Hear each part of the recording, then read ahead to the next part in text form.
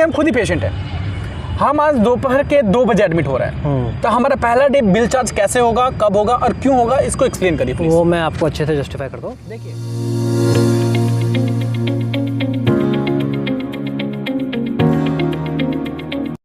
नमस्कार दोस्तों, मैं हूं मोहन रावत और आप देख रहे हैं मेडिकल टच। स्वागत है आपका मेडिकल टच की एक और नई वीडियो के साथ। दोस्तों, आज हम एक Q&A सेशन हमने रखा है, जिसमें हम आपके द्वारा पूछे गए कुछ क्वेश्चंस के बारे में हम उसका आंसर देंगे, जो हम इंस्टाग्राम हमारी आईडी पे रिसीव हुए हैं। उसमें काफ़ी लोगों के काफ़ी ज़्यादा क्वेश्चंस उन्होंने हमसे पूछे हैं। हॉस्पिटल में पेशेंट से रिलेटेड काफ़ी ज़्यादा क्वेश्चंस हैं, जो कि आप लोगों को भी जानना बहुत ज़रूरी है। तो आज हम उन्हीं क्वेश्चंस के बारे में हम आपको आंसर देंगे। आई होप आपको ये ज़्यादा वीडियो लगेगी। तो शशांक, आपको क्या कहना है, क्योंकि आपने भी देखा होगा काफ़ी सारे क्वेश्चन जो है वो डाउट आए हैं। देखिए, जैसे कि ये सभी को पता है, हमारे व्यूअर्स को भी पता है कि हमारा चैनल का ये जो मेन मोटो यही है कि पेशेंट का एक छोटा से छोटा भी जो क्वायरीज होगा उसको सबको सॉर्ट आउट करना है। उस सारे को देखिए, हॉस्पिटल्स में तो हेल्प डेस्क होते हैं, लेकिन हमारे व्यूअर्स के लिए तो हेल्प डेस्क शायद हम ही लोग हैं। वही चीज़ है, क्योंकि हम भी ये चाहते हैं कि देखिए, हमारा ये चैनल का पर्पस यही है कि आप लोगों के सारे डाउट A to Z जितने भी हों, जो आपको हिडन बातें होती हैं हॉस्पिटल में, क्योंकि देखिए हम आपको ये क्लियर बात कर रहे हैं, हम हॉस्पिटल में काम करते हैं, बहुत सी ऐसी बातें होती है जो आपको नहीं पता होता है। सबसे पहले हम चाह रहे हैं कि हम अपने आप को भी एक बार इंट्रोड्यूस करें। जो मैं हूँ शशांक राज, जैसा कि आप सभी जानते हैं, हम एडमिशन डेस्क से हैं, हम एडमिशन पे काम करते हैं। और मेरे साथी जो मोहन सिंह रावत हैं, ये बिलिंग डिपार्टमेंट से हैं। हॉस्पिटल में जो बिल बनते हैं पेशेंट्स के, वो बिलिंग डिपार्टमेंट से हैं। हम एक सबसे पहले ये भी क्वायरी करना एक कंप्लीट है कि मतलब हम एडमिशन्स के बारे में बताएंगे आपको, और मोहन सर जो हमारे साथी है वो आपको बिलिंग के और डिस्चार्ज के बारे में बताएंगे। देखिए, हम ऐसे नहीं है कि हम एक बहुत ही रेप्यूटेड हॉस्पिटल में काम करते हैं, हम उसका नाम नहीं ले सकते आपके सामने ऑन कैमरा, बट हम एक बहुत ही रेप्यूटेड हॉस्पिटल में, बड़े ग्रुप हॉस्पिटल में काम करते हैं, जहाँ पे हमें टॉपली मोस्टली हम डेली ऐसी क्वेरीज देखते हैं, जिसमें हम चाहते हैं कि यार ये चीज़ें पेशेंट्स को या लोगों को जनरली पता होना चाहिए, क्योंकि हम लोग वो चीज़ें फेस करते हैं। हम चाहते हैं कि यार जनरली इसके ऊपर हम वीडियो बनाएं ताकि लोगों को पता रहे। सबसे बड़ी बात है ना कि देखिए, एक मतलब परेशान करने वाली बात ये लगता है कि हॉस्पिटल में सबसे पहले, हॉस्पिटल में जो आते हैं सबसे पहले परेशान लोग आते हैं। और उस टाइम पे भी अगर उनको परेशानी झेलना पड़े, उस टाइम पे भी अगर वो परेशान हो, तो ये कहीं तक भी ठीक नहीं है। तो हम सब लोग ये बस सिर्फ और सिर्फ यही चाहते हैं कि आपका छोटा से छोटा क्वेरी भी हम लोग रिसोल्व करें, उसको सॉर्ट आउट करें। तो चले, बने रहिए हमारे साथ, हम लोग स्टार्ट करते हैं इस वीडियो में। तो सबसे पहले हमारा जो सबसे बड़ा जो क्वेरीज है, मोहन सर क्या है सबसे फर्स्ट क्वेरीज, आप बताइए। सबसे पहले एक क्वेश्चन था हमारा व्यूअर्स का कि पेशेंट जब हॉस्पिटल में आते हैं तो उनका सबसे पहले यही क्वेरी रहता है कि उनको एडमिट का प्रोसेस क्या क्या है। अगर वो इंश्योरेंस पेशेंट है तो उनका क्या प्रोसेस है, तो इसके बारे में आप कुछ बताइए। आप एडमिशन डेस्क से। अब देखिए, सबसे पहले हम इसमें बताना ये चाहते हैं दोस्तों, देखिए मैक्सिमम टाइम, मतलब मैक्सिमम क्या, अगर हम 100 बोले तो उसमें 80% ऐसा होता है कि कोई भी पेशेंट मोहन से अगर मेरे पास आ रहे हैं, उनका कोई पॉलिसी का पेपर दिखाएंगे, पॉलिसी का कार्ड दिखाएंगे, और उनको ऑलरेडी ये गाइड किया होता है कि ये पूरा कैशलेस होता है, 100% कैशलेस होता है। आपको कुछ भी अमाउंट पे नहीं करना है, आपको डायरेक्ट जाना है और एडमिशन लेना है। ये मतलब डायरेक्टली जो उनके एजेंट होते हैं नॉर्मली। देखिए दोस्तों, एजेंट क्या होता है, एजेंट का काम होता है पॉलिसी बेचने का। जी हाँ। वो आपको जब पॉलिसी देते हैं तो आपको वो हिडन बातें नहीं बताते हैं, वो यही नहीं बताते कि आपका कैशलेस आपको कुछ देना पड़ेगा। पर सच्चाई यही है, 100% पॉलिसी कवर नहीं होती है इनके साथ। कुछ एक ऐसी पॉलिसी होती है, ऐसे रेयर पॉलिसीज होती है जो शायद हम 100 में एक एडमिशन देख लेते होंगे, जिसका 100% पूरा का पूरा कवर हो जाता है। इसमें हमने आपको एक टिप है कि आपकी वीडियो में हमने बताया था कि राइटर पॉलिसी होती है या शील्ड पॉलिसी होती है, वो अलग अलग नाम से होती है, जिसमें 100% यानी नॉन पेबल कवर होते हैं। पर जनरली सारे कंपनीज के जो इंश्योरेंस कंपनी होती हैं, उनके पॉलिसीज में नॉन पेबल चार्जेबल होते हैं। जैसे नॉन पेबल्स में क्या क्या आते हैं, हम आपको जस्ट एक थोड़ा सा बता दें दोस्तों। जो भी कुछ प्लास्टिक्स वाले आइटम्स होते हैं, जैसे ये हुआ थर्मामीटर हुआ या फिर सिरिंज हुआ, ये सब हुआ, मीन्स जो भी टॉयलेटरी आइटम होते हैं, जो भी प्लास्टिक्स वाले आइटम होते हैं ना, उसके लिए आपका इंश्योरेंस आपको पे नहीं करता है। इंश्योरेंस कंपनी बोलता है कि उसके लिए पे आप करेंगे। तो हॉस्पिटल जो अमाउंट आपको एडमिशन के टाइम जो अमाउंट लेता है ना, वो सबसे पहले नॉन पेबल आइटम्स के लिए लेता है, क्योंकि वो तो टीपीए से नहीं आएगा, वो तो आपके हैंड से ही आएगा, तो वो आपको पे करना पड़ता है। और सेकंड मोहन सर, जो और भी एक मोटो देखा जाए एडवांस डिपॉजिट का, तो दूसरा डिपॉजिट ये भी होता है कि एक just for security amount. Hospital से अप्रूवल कब आएगा या नहीं आएगा, डिनाई हो जाएगा, क्या पता है हॉस्पिटल को ये भी नहीं पता। तो इसीलिए एक अमाउंट रखा जाता है दोस्तों। सभी डिपार्टमेंट, सभी हॉस्पिटल का एक अलग अलग अमाउंट होता है, अलग अलग पॉलिसी होता है। कोई हॉस्पिटल्स ज़्यादा लेते हैं, कोई हॉस्पिटल्स कम लेते हैं, लेकिन ये एक आपको क्लियर सबसे पहले हम करना चाहते हैं कि 100% कैशलेस नहीं होता है।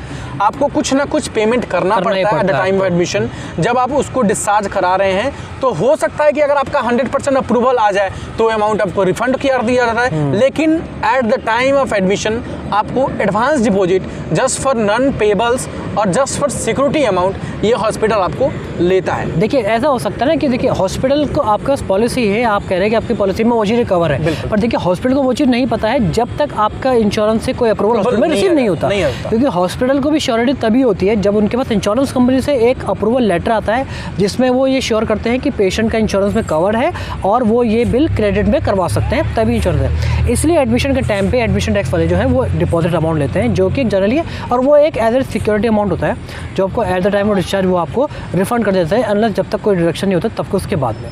ठीक है, तो शशांक इसके बारे में और एक चीज़ और जस्ट छोटा सा आंसर दीजिएगा, ये डिडक्शन का मतलब चांसेस कितना कैसे क्या होता है? मींस डिडक्शन का चांसेस ऐसा कुछ मतलब देखिए दोस्तों, डिडक्शन के चांसेस ये होते हैं, एक तो देखिए नॉन पेबल आइटम्स होता है जो मोस्टली मैं बोलूँगा 90% जो होता है वो नॉन पेबल डिडक्ट होते हैं, क्योंकि देखिए 10% लोग ऐसे होते हैं जिन्होंने शील्ड पॉलिसी ली होती है, यानी नॉन पेबल कवरेज वाली पॉलिसी ली होती है जिसमें नॉन पेबल कवर होते हैं। तो मैं एक आपको ये सजेशन भी दूंगा कि नेक्स्ट टाइम अगर आप कोई पॉलिसी नहीं खरीद रहे हो तो एजेंट से ये बोलिए कि मुझे वो पॉलिसी दीजिए या पॉलिसी में वो टॉपअप दीजिए या ऑप्शन दीजिए जिसमें मुझे नॉन पेबल भी कवर हो, मुझे कुछ भी बेयर ना करना पड़े। तो मोस्टली डिडक्शन एक तो नॉन पेबल्स का होता है। दूसरा एक डिडक्शन ये होता है कि आपकी पॉलिसी में और क्या क्या टर्म्स एंड कंडीशंस है। टर्म्स एंड कंडीशन मतलब कुछ और डिडक्शन की नहीं है कि मतलब आपको लगा के चलिए कि आपके इंश्योरेंस में आपने जब पॉलिसी ली है तो उसमें ये होता है कि भाई आपने 10% देना है, 90% इंश्योरेंस कम देगी। मींस जो वो तो खैर ऑलरेडी पता होता है, हाँ, वो तो ऑलरेडी पता होता है, तो वो तो फिर भी एक नहीं है। लेकिन एजेंट की जरूरत तो ये बोला जाता है कि आप चले जाइए, कार्ड दिखाइए, आपका 100% पूरा कैसे। दोस्तों ये एक झूठ है, ये सच में एक झूठ है। भले देखिए ये जितने भी लोग सुन रहे हैं उनको गलत लगे, पर ये कि बहुत बड़ा झूठ है। जब वो पॉलिसी देते हैं वो आपको कभी भी 110% कभी भी आपको पूरी बात नहीं बताएंगे कि आपको नॉन पेबल देना है, आपको हॉस्पिटल में जाकर कुछ भी अमाउंट आपको नहीं देना। वो ऐसा झूठ बोलते हैं, वो इसलिए बोलते हैं ताकि आप उनसे पॉलिसी लें। बट ये आपकी जिम्मेदारी है कि जब भी आप पॉलिसी लें तो आप उनको ये चीज़ श्योर करें, पूछें कि आपको हॉस्पिटल में जाके कभी कोई एक पैसा तो नहीं देना, कुछ एक आइटम था। इसलिए हम आपको ये चीज़ें बता रहे हैं कि नॉन पेबल आइटम्स नाम की एक चीज़ें होती हैं। देखिए वो एक ऐसे आइटम्स होते हैं जो आपके पेशेंट के ट्रीटमेंट में यूज़ होते हैं, वो मैंडेटरी यूज़ होते हैं, जरूर यूज़ होते हैं। जैसे देखिए हैंड ग्लव्स होते हैं, वो आपको देखो हॉस्पिटल में एग्जामिनेशन ग्लव्स हमेशा यूज़ होता है, पर वो एक नॉन पेबल आइटम्स पे कवर नहीं होते हैं। तो इसलिए वो ऐसे आइटम है जो मैंडेटरी यूज़ होते हैं बट वो नॉन पेबल की कैटेगरीज में आते हैं। देखिए IRDA एक अथॉरिटीज़ है जो इंश्योरेंस कंपनी को रेगुलेट करती है, जिसने एक नॉन पेबल की लिस्ट एक जारी करती है अपनी वेबसाइट में। आप उस वेबसाइट पे जाके नॉन पेबल की लिस्ट को आप डाउनलोड कर सकते हैं, जिससे आप देख सकते हैं कि इंश्योरेंस कंपनी जो है वो नॉन पेबल्स को कवर नहीं करती। तो आपने यही चीज़ें देखनी है और एडमिशन टाइम पे आपने ये चीज़ें पूछनी है कि आपके नॉन पेबल्स का कवरेज आपके इसमें है या नहीं है, और दूसरा वो कितना हो सकता है। वो देखिए डिपेंड करता है आपके पेशेंट के ट्रीटमेंट पे। हम ये कैसे कह सकते हैं कि इंश्योरेंस कंपनी जितने भी नॉन पेबल कवर नहीं करती है वो डिपेंड करता है आपके बिल में, आपके पेशेंट के ट्रीटमेंट में वो कितना यूज़ हुआ। हो सकता है देखिए वो 5,000 भी हो सकता है 15,000 20,000 भी हो सकता है, depend on the treatment, patient की कंडीशन में। जितने का बिल होगा, जितने भी कंज्यूमर्स उनके आइटम्स यूज़ होंगे, वो उसके ऊपर डिपेंड करता है कि आपके नॉन पेबल कितने आपके बिल में होता है। जी चलिए, अब आई होप दोस्तों कि ये बिल्कुल आपको क्लियरफाई हो गया होगा, जो ये आपको शायद ये जो भी कुछ क्वेरी था। अब नेक्स्ट क्वेरीज क्या है हम उसके ऊपर बात करेंगे। बिलिंग से रिलेटेड एक क्वेरी है जो मोहन सर, सभी लोग को हॉस्पिटल का एक बिलिंग साइकिल जो होता है वो पता नहीं होता है। तो बिलिंग साइकिल आप लोग कैसे चार्ज करते हैं? मानिए हम पेशेंट, एक सेकेंड, अगर हमारे हम खुद ही पेशेंट हैं, हम आज दोपहर के 2 बजे एडमिट हो रहे हैं, तो हमारा पहला डे बिल चार्ज कैसे होगा, कब होगा और क्यों होगा, इसको एक्सप्लेन करिए प्लीज। वो मैं आपको अच्छे से जस्टिफाई करता हूँ। देखिए कभी भी आप किसी भी हॉस्पिटल में एडमिट होते हैं तो आपका जो बिलिंग साइकिल स्टार्ट होता है वो आपके टाइम ऑफ एडमिशन से स्टार्ट होता है। पर देखिए हर हॉस्पिटल की अपनी एक अलग अलग पॉलिसीज़ होती है। किसी का होता है कि उनकी बिलिंग साइकिल 12 बजे से लेके दोपहर 12 बजे से लेके नेक्स्ट दोपहर 12 तक का एक दिन का काउंट करते हैं, उसके बाद वो नेक्स्ट डे का काउंट करते हैं। कई हॉस्पिटल्स का होता है कि वो डेट और एडमिशन के जो टाइम होता है, कई हॉस्पिटल ऐसे भी होते हैं कि मोहन सर जैसे डेट चेंज हुआ उस दिन का बिल सर्कल लग गया, ऐसा भी हो सकता है। देखिए जैसे हम लोग जो चार्ज करते हैं वो तो 24 आवर फर्स्ट डे होता है। देखिए हर हॉस्पिटल में ये होता है कि फर्स्ट डे जो है वो 24 आवर्स कंप्लीट होता है, क्योंकि देखिए एक दिन तभी काउंट होता है जब 24 घंटे पूरे होते हैं।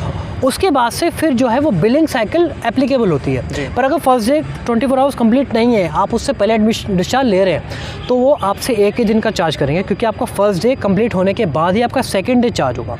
सेकंड डे फिर हॉस्पिटल की जो है बिलिंग साइकिल चेंज हो सकती है। मोहन सर, हमारा ये भी एक मतलब क्वेरी है, मानिए कि हम पहला दिन एडमिट हो रहे हैं 2 बजे, मेरे आज डेट हो गया 2 तारीख हो गया, 3 तारीख को अगर हम डिस्चार्ज हो रहे हैं 5 बजे, तो फिर क्या हमको दूसरा दिन का बिल चार्ज देना पड़ेगा? देखिए, जैसे कि हमारे हॉस्पिटल्स में है कि बिलिंग साइकिल जो है वो 11 to 11 AM की, सुबह 11 बजे तक के। उसके बाद अगर कोई बिल आता है तो वो उसमें हाफ डे चार्ज करते हैं। हर हॉस्पिटल के ऐसे अलग अलग होते हैं और कई हॉस्पिटल ग्रेस पीरियड में देते हैं। हाफ डे कितने घंटे का होता है हमारे यहाँ? देखिए, जनरली हर हॉस्पिटल का अलग अलग होता है, एक कोई फिक्स नहीं होता है। जैसे कई हॉस्पिटल में 6 घंटे होता है, कई हॉस्पिटल में 10 घंटे होता है, कई हॉस्पिटल में 12 घंटे भी होता है। ठीक है, वो डिपेंड करता है हॉस्पिटल की पॉलिसीज़ के हिसाब से। जी। तो और कई हॉस्पिटल ऐसे होते हैं कि वो काफ़ी ग्रेस पीरियड भी देखते हैं कि चलो अगर आपका जो है बिलिंग साइकिल कंप्लीट हो गई है एक दिन की, उसके बाद 1 या 2 घंटे बाद अगर आपका बिल आ रहा है तो वो हाफ डे चार्ज नहीं करते हैं। पर मोस्ट प्रॉब्लली ये होता है कि अगर हमको पता है मोहन सर, हम लोग चार्ज नहीं करते हैं। हम लोग अगर 1-2 घंटा 3 घंटा ज़्यादा भी हो जा रहा है तो हम लोग उसके लिए चार्ज नहीं करते हैं। पर ज़्यादा होता है तो फिर वो ऑटोमेटिकली क्या सिस्टम जो है वो अपने आप ही पे करता है। पर मोस्टली जनरल जो बिलिंग साइकिल होती है फर्स्ट डे 24 आवर्स होती है, उसके बाद से जो भी हॉस्पिटल की पॉलिसीज है कि चाहे वो 10 से 10 हो, 12 से 12 हो, 11 से 11 हो, वो जैसे भी हॉस्पिटल की पॉलिसी उसके हिसाब से वो चार्ज करते हैं। तो वो आप जब भी एडमिशन के टाइम पे जाएँ, एडमिशन लें, तो आपको जो भी एडमिशन के पेपर से जैसा उसका पता लिखा होगा सारी चीज़ें। एक चीज़ बता दें, एडमिशन डॉक्यूमेंट को जब भी आप साइन कर रहे हैं ना तो उसको प्रॉपर्ली पढ़िए प्लीज़, क्योंकि उसमें A to Z सारा कुछ लिखा होता है। हाँ, हालांकि हम ये बिल्कुल एग्री कर रहे हैं कि उतने भीड़ में आप इमरजेंसी में हैं या फिर आप टफ सिचुएशन में हैं, तो उस टाइम में आप नहीं पढ़ पाते हैं। और उसकी कॉपी आपको दी जाती है। आपसे जो कुछ साइन कराया जा रहा है ना, उसका एक कार्बन कॉपीज आपको भी दिया जाता है, ताकि उस टाइम पे ना सही आप बाद में उसको पढ़े, बाद में जरूर पढ़े। लेकिन आप अगर उस टाइम ना पढ़ पा रहे हैं तो एडमिशन स्टाफ जो बैठा है ना, जो एडमिशन स्टाफ आपका एडमिशन कर रहा है, उससे जरूर समझ ले सब कुछ। क्योंकि आपको उतना टाइम नहीं है, हम समझ रहे हैं, हम एग्री कर रहे हैं उस बातों का कि उस टाइम पे आप भी टफ सिचुएशन में हैं, आप भी इमरजेंसी सिचुएशन में हैं, आप उतना पढ़ के अपना टाइम बर्बाद नहीं करना चाहते हैं। आपको अपने फाइनेंशियल पार्ट को भी सीरियस लेना चाहिए। एडमिशन जो स्टाफ कर रहा है, जो एडमिशन स्टाफ कर रहा है, उससे बातों में ये सब कुछ मैक्सिमम चीज समझने की कोशिश जरूर करिए। देखिए, पेशेंट के ट्रीटमेंट को लेके आप काफ़ी सीरियस रहते हैं, कोई भी हो सकता है, बट आपको फाइनेंशियल पार्ट को भी सीरियस लेके समझना पड़ेगा, क्योंकि eight the time of and जब भी आपका डिस्चार्ज होगा पेशेंट, आपको फाइनेंशियल वाला ही पार्ट आपको फेस करना है। पेशेंट आपका ठीक होता है, बट फाइनेंशियल पार्ट को आपको फेस करना है, उसके लिए आपको रेडी रहना पड़ता है। फाइनेंशियल इशू कुछ भी होते हैं वो आपको एडजस्ट करने पड़ते हैं। तो इसलिए आप एडमिशन के टाइम पे जो भी कुछ डाउट हो, जो भी कुछ चीज़ें हों, अगर आप पूछेंगे तो वो आपको डिस्चार्ज के टाइम पे कभी कोई भी प्रॉब्लम नहीं आएगी।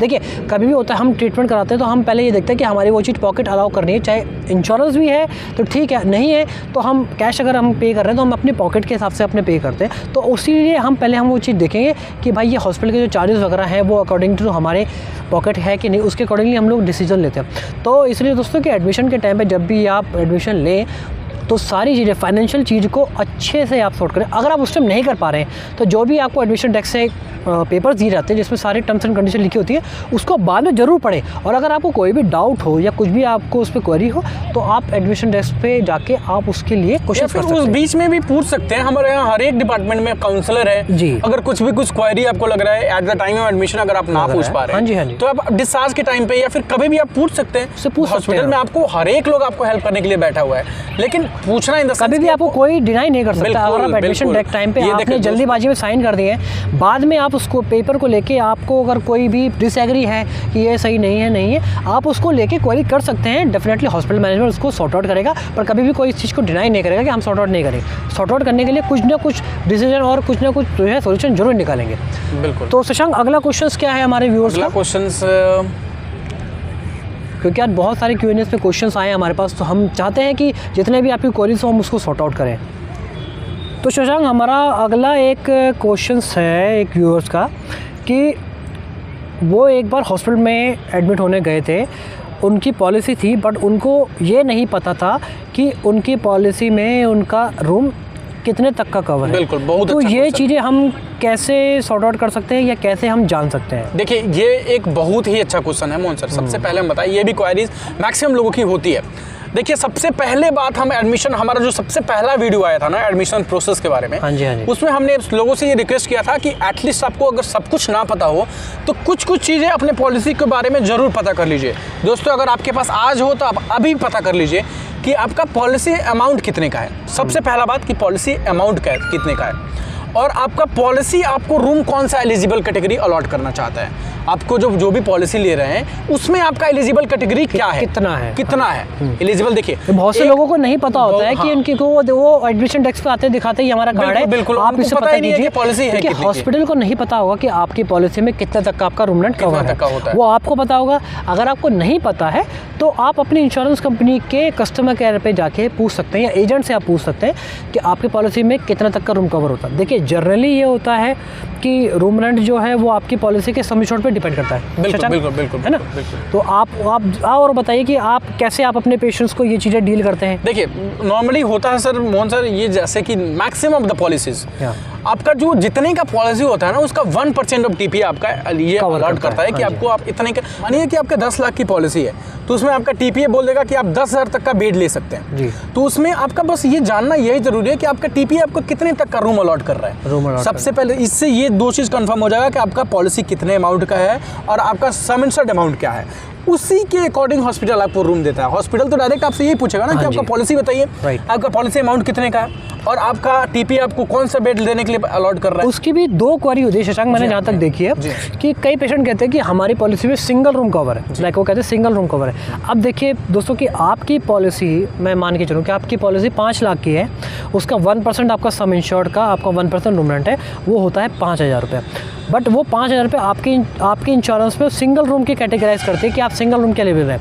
आपकी पॉलिसी में वो सिंगल रूम 5,000 का है, बट आप किसी भी हॉस्पिटल में जाते हैं उस हॉस्पिटल का सिंगल रूम जितने का भी होगा वो उसके अकॉर्डिंगली वो आपका चार्ज नॉर्मली मोहन सर वही देखिए, ये भी एक लोगों को समझने वाली बात है। हाँ जी, कि आपके पॉलिसी ने तो बोल दिया कि आपका सिंगल रूम है, सिंगल रूम कवर है 5,000, लेकिन आप खुद सोचो दोस्तों कि प्राइवेट हॉस्पिटल में आजकल 5,000 में सिंगल 5,000 में किसी नहीं होता। आप किसी भी रेप्यूटेड हॉस्पिटल में जाएंगे, किसी भी बड़े ग्रुप के हॉस्पिटल में जाएंगे, 5,000 का रूम रेंट कहीं पे भी आपको सिंगल रूम का नहीं मिलेगा। वो एटलीस्ट आपको 10,000 15,000 से ऊपर का ही आपको मिलेगा।